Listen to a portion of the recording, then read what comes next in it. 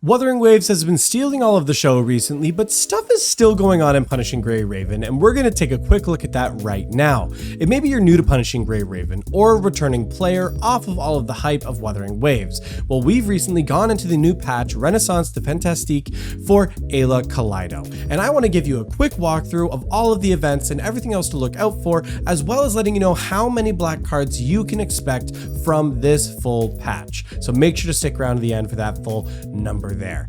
Let's jump into it.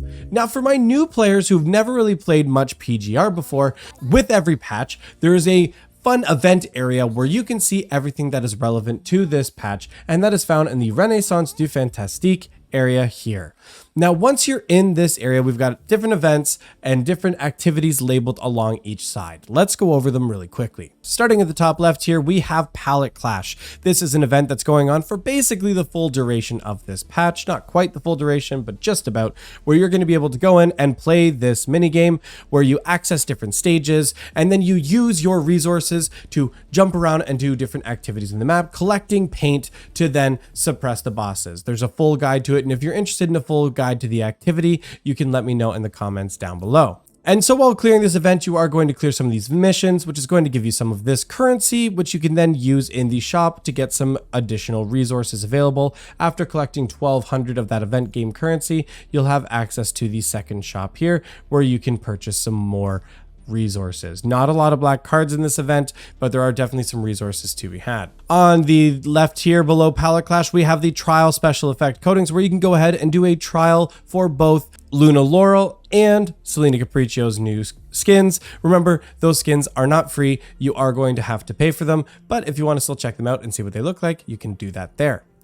Next, below that, we have the character trial. So if you are excited about Aya Kido, so excited that you're considering even pulling on her, even though she's free, and we'll talk about how to get her in a little bit, I would always suggest coming in and testing her out in this trial stage first before you want to do that. So whether you just want her now and you don't want to wait to farm her in the freeway, or maybe you're thinking about getting some duplicates and so you want to pull her now and then farm the rest of the duplicates, come in and try her out in this stage first. Below that is the main story. This has been permanently added to the game. So while it does say 29 days remaining and to access that, that's just because when new story stages are added in Punishing Gray Raven, they always make the latest story stage available to everybody with any account. You don't need to clear all of the story before it to jump right into it. I would suggest that you do, but you do you.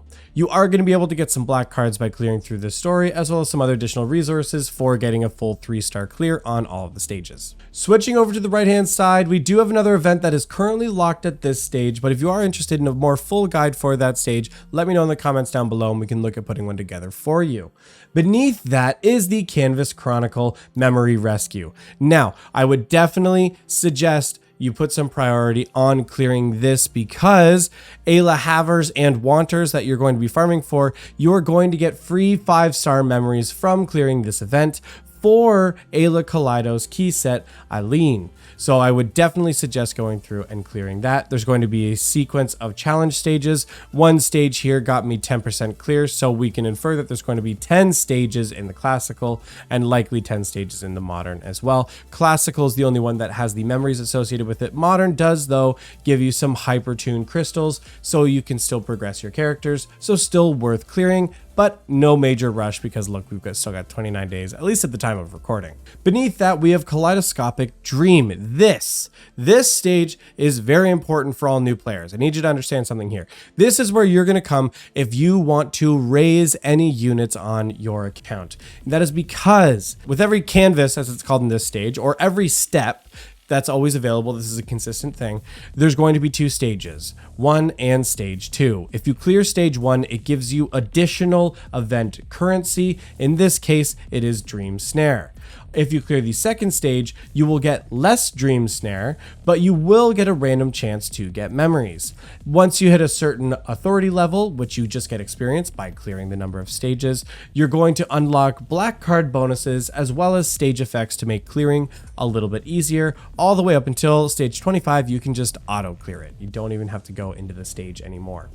But what you're going to do if you want to be raising old units, or Aya Kido in this case, is you're going to be farming this stage 1 to get the most currency you can, because then you're going to go into the event shop. And here you're going to be able to, one, buy any old memories that you need for any previous characters that you have and need to build. But in the collection as well, you're going to be able to get more of Aya Kido's signature set that you can then use for resonating on her. So you can get the first set from clearing that memory rescue, and then you can get some additional ones for resonating through this farming stage. On top of getting old memories and the latest memories, there's also in the limited section gifts for Kaleido, but more importantly in the normal stage here, you can get all the resources you need for leveling any pets, weapons, or characters, and this is the most efficient way to get any of those. You can get any of the overclock materials here, memory enhancers, skill points, as well as a lot of XL cog packs, which are worth about 100k cogs each, which is very, very helpful considering you need a lot of cogs to raise a character. But that's what you want to keep in mind on this farming stage. Beneath that is the side reel impression. Now that is just going to be the latest iteration of the Babel Tower. That is something that is a recurring event on Punishing Grey Raven, so you can look that up if you want to look at some guides for clearing Babel Tower. This is just going to be kind of the next set that's coming in available as of February 1st. Beneath that is the challenge sequence pack. This is connected to Border Pack. Now, my new players out there, you may not know what Border Pack is, so let me walk you through it real quick. Back in the main battle section of the game, we can come into the challenge section here, into the special challenge section, where we can then come in and see the Border Pact.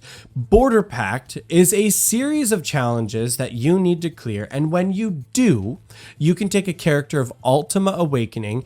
Ultima Awakening is what you get when you meet the battle power requirement and have a fully resonated memory set, all 6 memories on a character. You unlock the Ultima Awakening. That's the glowing ring around the character. After a stage is cleared, you can then place a character into the stage, giving them additional bonuses. In this case, on the original Border Pack, you give them additional skill levels, while on the new Sequence Pack, you're going to be able to give them extra damage bonuses. So that's now available. Sequence Pact and this Border Pact are permanently added, so there's not a huge rush into doing that, but it's something you're going to want to clear for your characters. Admittedly, something I've been sleeping on. That's all of the key things that are part of this patch screen here. The last link I'll just show you is that you can also just click Painted World. It brings you directly into the shop instead of needing to go through the whole other way. But there are some other key things going on in this update that you're going to want to make sure you're checking in on. First is this Gilded Snapshots. Make sure you're coming in here every day. You're going to be getting free pulls for the different kinds of banners or different R&D that are available for Punishing Grey Raven, like the Arrival Construct banner, Theme Construct banner, or for characters. So make sure you're just coming in and checking on those. But the other thing I wanted to cover was people have been asking me, how do you actually get Aya Kido for free? She's not available in any of the events there.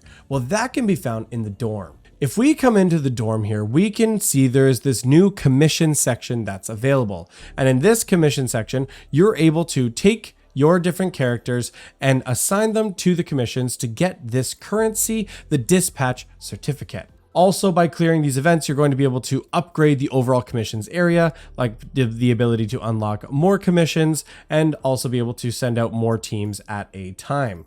I'm going to show you right here. You can come in, dispatch, and confirm. I have enough characters available that I can just do the dispatch safely. If you don't have as big of a roster, you may want to just double check what characters you're assigning to which to make sure you can, send out the most number of commissions at a time. When you're available, you're going to be able to come into this upgrade section and upgrade your different commission area. Like I just completed, just finally getting to level 2, but I'm working on level 3 right now. As you continue to clear these and you get more of those dispatch certificates, you're going to be able to access this dispatch shop, where we can see the inverse shards for Aya Kido. 50 shards is what you need to unlock her. 2,000 times 50, you're looking at about 100,000 of those certificate shards. So it is going to be a little while. I've been doing it and basically clearing all the commissions since it started, and I'm still only at 12,601, so I still have quite a few days to go. The other benefit here too is you can also get weapon coding blueprints, so that is also pretty exciting. Now some of you might be wondering, Connor, how many black cards can I get? Crimson Weave is around the corner. What are we gonna do? Well, I have something that I want to show you. we have this resource here from user Doomy number 0302, not hashtag because I'm too old to say hashtag, it's a number. They've laid out here in this Excel spreadsheet how many black cards you can expect to get as a global player on Punishing Gray Raven. It is separated from the calculations on the CN side because there are some slight timing adjustments for how many days the patch goes on for.